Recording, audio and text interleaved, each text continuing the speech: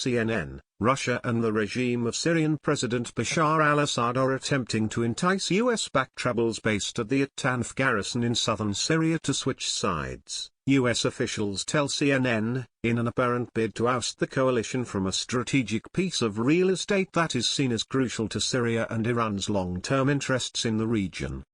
It's just the latest gambit in a months-long tug-of-war between the US and Assad and his Russian and Iranian backers in the Syrian desert, one official said. The recruitment campaign, which appears to have had very limited, if any, success to date, is aimed at mid-level commanders of the groups being trained and equipped by the US-led coalition at the Tanf base, which sits in near the tri-border area of Syria, Jordan, and Iraq.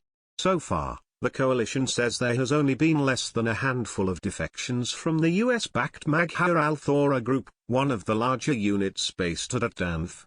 U.S. Army Colonel Ryan Dillon, a coalition spokesman, told CNN that one of the defectors was actively attempting to recruit his former comrades and convince them to join the regime, but added that those efforts were having no measurable success to date. Dillon would not say whether Russia or the regime were directly behind the recruiting effort. The official told CNN that the leader of the recruitment effort is a former rebel sub-commander who has criticized the U.S. forces at Tanf and has promised would-be recruits positions in the regime's armed forces as they clear their homelands in the Middle Euphrates River Valley.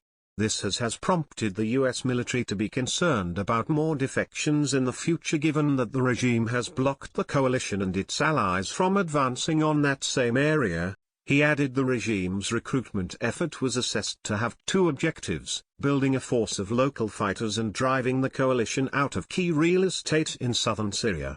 The first objective is fulfilling the regime's need for a hold force of Sunni Arabs capable of securing areas the regime captures from ISIS.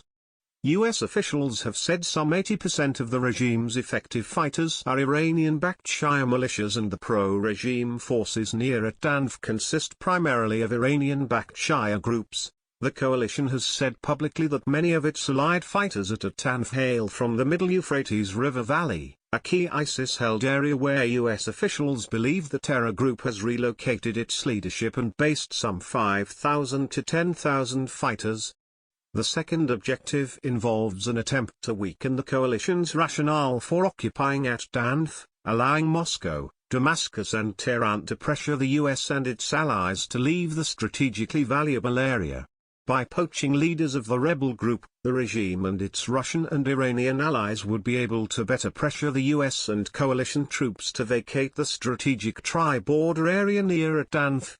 A U.S. official familiar with the development told CNN Assad and his allies realize that the best way to undermine the coalition campaign in Syria is to target the local Syrian partners that the coalition is working by, with, and through. Nick Arras, a fellow at the Center for New American Security who focuses on Middle Eastern security, told CNN.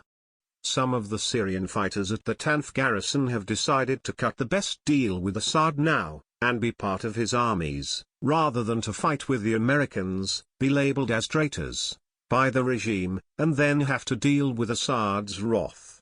Arras added, the prospect of Russia using such rationale to eject the US from Syria was raised last month by the head of US Special Operations Command, General Raymond Tony Thomas. Here's the conundrum. We are operating in the sovereign country of Syria, Thomas told an audience at the Aspen Security Forum, while adding that Russia could potentially use legal mechanisms to seek the ouster of the US. CNN has previously reported that pro-regime forces had established a number of outposts and checkpoints in the area just outside the 55-kilometer deconfliction zone surrounding Tanf, which was negotiated by Russia and the US-led coalition. US officials have told CNN they believe pro-regime militias backed by Iran are setting up a series of checkpoints as part of an effort to establish a strategic overland route from Iran to the Mediterranean coast. But US officials have said repeatedly that tensions between the coalition and regime forces had abated in the intervening weeks. We have actually come to a number of arrangements, drawing a line on the ground of where certain forces should be, and that has held extremely well, the U.S. Special Envoy for the fight against ISIS, Brett McGurk, told CNN's Michelle Kaczynski Wednesday. But while the Pentagon and State Department have noted reduced tensions, a U.S. defense official told CNN Wednesday that the hundreds of pro-regime troops had begun reinforcing outside the deconfliction zone, bringing in trucks, artillery, anti-aircraft guns and additional fighters to bolster their positions.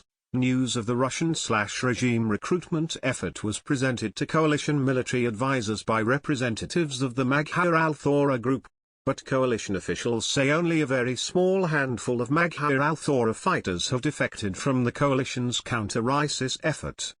We can confirm there have been a handful of isolated defections, U.S. Army Colonel Joe Scrocca told CNN Tuesday, while adding that the Maghar al-Thawra has been a trusted partner in the counter-ISIS campaign and we will continue to support their efforts to defeat ISIS in Syria. Dillon told CNN Wednesday that the leadership of Maghar al-Thawra remained at Tanf. But any additional reduction of fighters is likely to be of concern to the coalition following the recent departure of an entire coalition-backed rebel unit.